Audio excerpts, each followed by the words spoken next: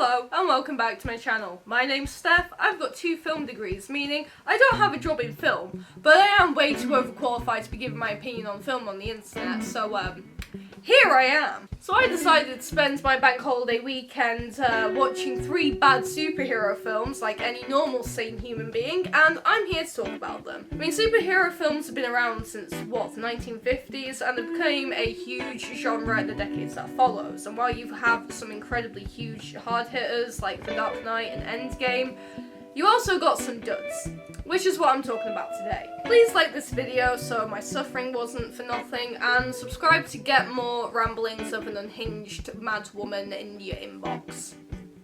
Enjoy the video. Say that again? It's fantastic. My god, I have zero memory of this film ever coming out. I don't remember seeing marketing, promos, nothing about it. I only knew about it because my partner told me, and I was like, wait, they tried to reboot it in the 2010s? So obviously this was Marvel's second attempt at rebooting the Fantastic Four.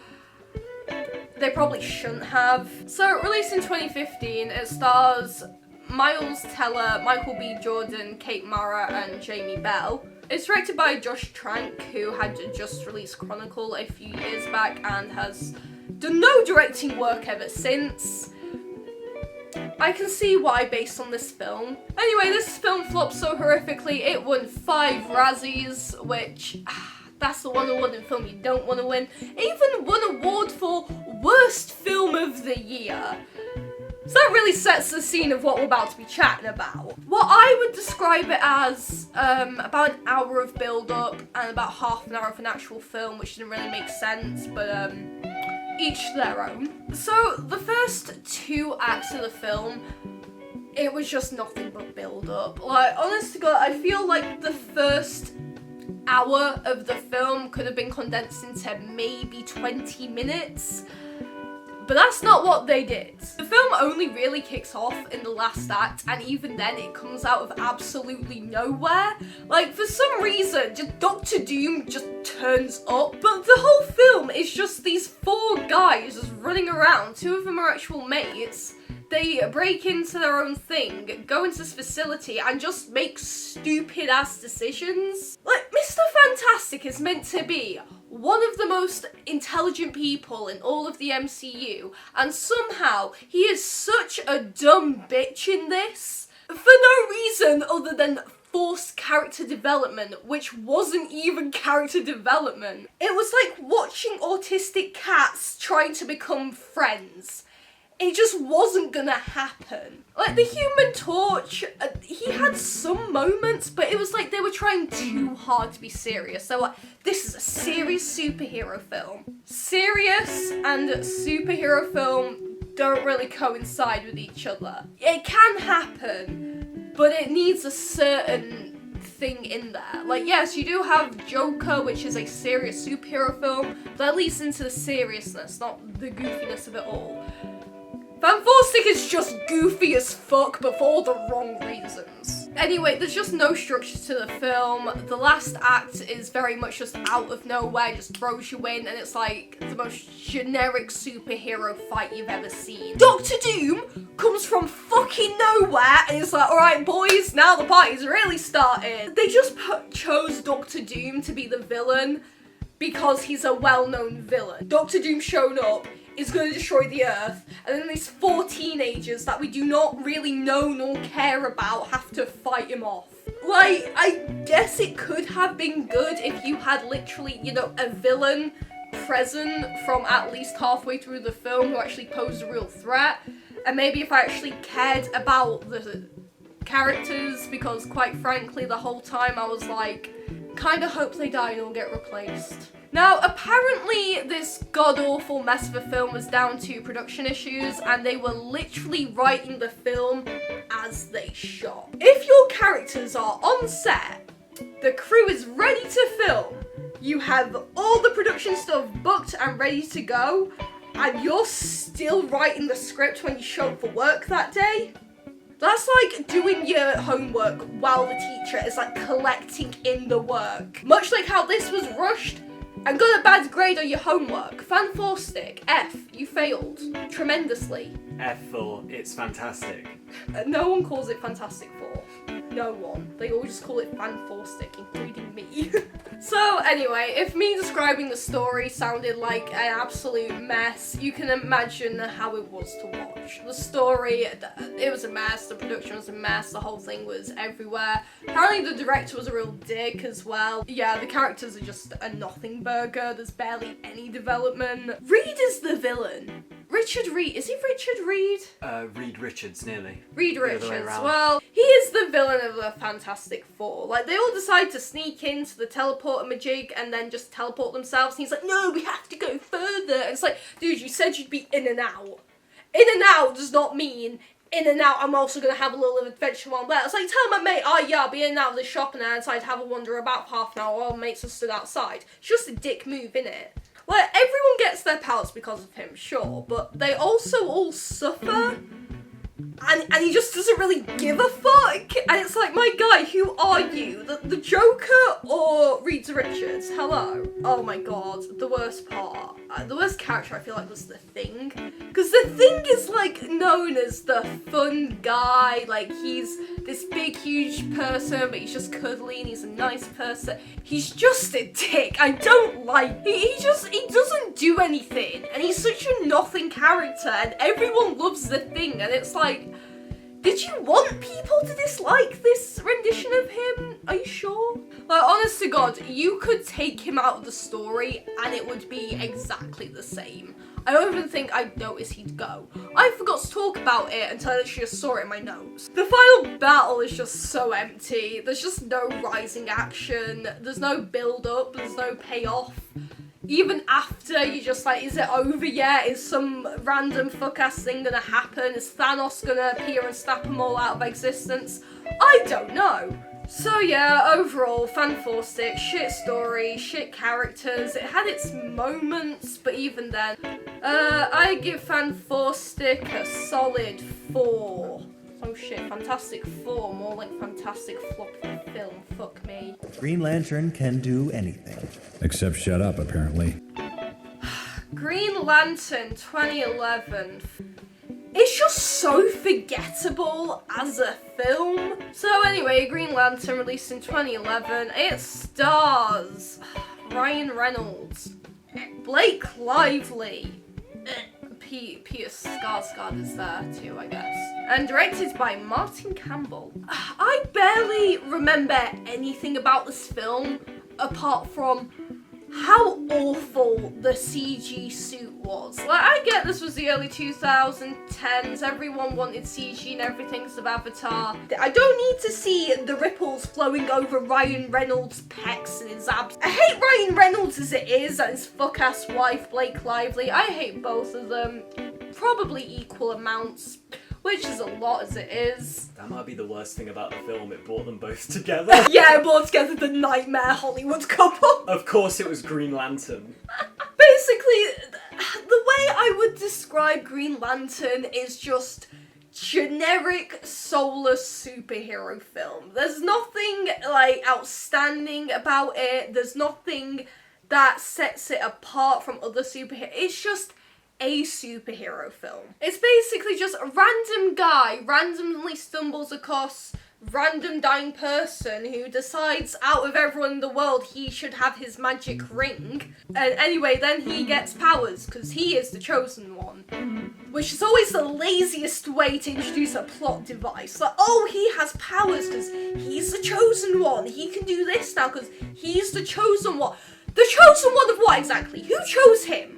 Are you a pick-me? Did someone finally pick you? Well, Blake Lively clearly picked him, so... And then he just has to save the world to prove himself to the weird frog people on the council, which you see for all of 5 seconds. I don't know too much about the whole Green Lantern universe, my partner does, and I asked him, the frog council actually relevant? And turns out, yes, they are incredibly important to the lore of Green Lantern. They do a shit job at explaining that. So anyway, the ending's about as generic as you would think for this film. He saves the Earth, he gets the girl, and now everyone loves him because he saved like one planet, like mate. What was I meant to get from this film? What was I meant to get this other than Ryan Reynolds is a shit actor and Blake Lively is fucking annoying? Like, what else was I meant to get from that? I don't care for Ryan Reynolds as the Green Lantern either. Like, taking out the fact that I strongly dislike Ryan Reynolds, he's just an arsehole. He's a cocky, arrogant arsehole, and it's meant to be like, oh, he's changed at the end, he's so much better. It's like, no, I kind of wanted his ass to get kicked, actually. I think I would feel a great amount of satisfaction seeing him get his ass kicked. I give this film 2 Green Lantern rings out of 10. 2 rings to rule them all. Moving on. However, I will say, shout out Green Lantern First Flight, the animated film. It was significantly better. If you actually want to watch a good Green Lantern film, pop on First Flight. It was made for TV, but it's somehow way better than Green Lantern, which got a whole theatrical release. What did you think of the villain in Green Lantern? I don't even remember who the villain was. Who was the villain again? It was kind of 2 villains. I You got can't remember. Peter Skarsgård. Was it Peter Skarsgård? Yeah, but he was just kind of... And Parallax. Parallax sounds like a laxative that you take if you're constipated or something. Forgettable. I'm sorry, I don't remember them. What, we some kind of Suicide Squad? On to our final bad superhero film, which I have a lot to say. The Suicide Squad 2016, starring Margot Robbie, Will the Slap Smith. Oh, Jared Leto. Oh, I just remember Jared Leto was in it. I fucking hate Jared Leto. I cannot tell you how much I fucking despise the Joker in it. The Joker is one of the best superhero villains ever. He's not even a superhero villain, he's just basically the local crackhead who realised he had free will and took it from there. But my god, like, you've had some absolutely phenomenal actors play the Joker. You know, you had Heath Ledger, who is arguably the best Joker ever. You had Mark Hamill in the animated series, who was just great. You had Jack Nicholson of the original Batman, who, to be fair, looks kind of like more of a drag queen than a Joker, but I still liked him, he was great. And then you have fuck-ass Jared Leto, like, he looks like the kind of white boy to go to a party and ask other people for weed. Or the guy who randomly whips out a guitar and starts playing Wonderwall. It's just so bad. It's like, you're not a Heath Ledger and you never will be. Stop trying. And also the fact he's just running around trying to save Harley Quinn, and it's like, the Joker would never do that. He does not care about Harley Quinn. The whole thing is it's a one-sided abusive relationship. He does not give a fuck about her. He just kind of uses her more of a tool than as his girlfriend. But my god, this is the biggest nothing burger DC has ever made. And that's a lot, seeing as though I just talked about Green Lantern. I mean, this was also released during the Snyderverse era of it all, and we're not getting the extended cut of the Justice League. It's not gonna happen, okay? Sorry, babe, I've already got it on Blu-ray. Oh, for fuck's sake, of course Sorry, you I've got it on 4K Blu-ray. Of course you fucking have! My god, this is literally, I think, about 2 hours of characters being introduced, talking, having a little fighty fight, and that's it. That's the whole film. God, it was literally one long music video for various artists. I think half of the budget went into the music licensing, and that's it. Like, that was the most thought out part of the film, was, hey, we're gonna get like some absolute bangers to play. Which, to be fair, yeah, it has good music, but it had good music because they were good artists, and it wasn't made for the film. It was, you basically flipped through a catalogue and went, I'll have that one and that one and that one. So they did have money for the licensing. I mean, hello, they had Queen. But it was just kind of music video after music video after the character being introduced in a music video and then walking somewhere. I remember the year this film released, 2016, I went to Comic-Con that year as Harley Quinn. Not Suicide Squad Harley Quinn, original comic book Harley Quinn, because I'm not like the other girls. I'm worse. And anyway, walking around Comic-Con that year, there was about 1,000 Harley Quinns from Suicide Squad, and Love that. Slay, but also what the fuck? Also, everyone shipped Harley Quinn with Deadpool for some fucking reason. Because they're both just chatting shit all the time. Yeah, they just chat shit. and nothing Immature. else. So, and it has very little payoff. Like, I forgot the fact they were actually on a mission for the most part, and what the actual mission was. I forgot what the mission was. I'm pretty sure the characters forgot what the mission was. I think the writers forgot what their mission was halfway through. And basically the mission is to stop Enchantress, played by Cara Delevingne. Is it Delevingne? I thought she was a model. Does she act? Yeah, Is she a model who acts, or is she just a model? I think she was acting in the film. The characters are completely forgettable, pretty much apart from Harley Quinn, because she was just using all the marketing. And even then, she's a really crap character. She's pretty much just the, like, comedy person who's just there for the jokes and is just really over-sexualized in a really fucking weird way. How the characters are introduced is literally breaking the first rule of filmmaking, which is obviously show don't tell. They have very little showing and way too much telling. They were just telling you about them. They were like, this is this guy, he did this and this. This is another person who did this and this. And it's like, don't get me wrong, I love Viola Davis. Do we need her verbally introducing every single character and what they do? Because I don't think so. Don't forget the guy who can climb anything. My favourite character! The guy who can climb anything. Whose fucking idea? How many lines did he have? I don't remember seeing any of that. I just see him get out a grappling hook, try and zoom off, and then got shot. What the fuck was that about?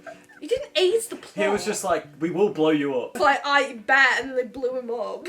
So anyway, you got Killshot, played by the slapping man himself, Will Smith. That's his name, Killshot. I just know him as Will Smith in that film. To be fair, He's playing Will Smith. Will Smith can be anything and you just see him as Will Smith, like, and he's good at being a hitman. Which, to be fair, if you're shit at being a hitman, you're not gonna make any money, so I'm pretty sure all hitmen are good. I don't know any personally. If you're a hitman, let me know. We also have Captain Boomerang, who can break into anywhere. Of course, the Australian guy is called Captain Boomerang. Also can break into anywhere. Didn't Houdini do the same shit? He's not a superhero, just a magician. Chanto Santana, the only one with an actual superpower who can just spontaneously combust into flames. I thought he was kind of cool, if I'm being honest. Even though he got angry and killed his family. Yeah, fucked up. We have Katana, who has a cool sword. Yeah, Killer Croc. I forgot about Killer Croc. I forgot he was even there. What is he even doing? Like, Viola Davis, I like Viola Davis. She's brilliant, Slay Queen. It's just bad. The first act is just introducing the criminals and then being reintroduced to them and then being reintroduced again with random music videos scattered throughout and then them walking. And that's it. There's very little payoff. I don't even know why they recruited them, because they're all criminals.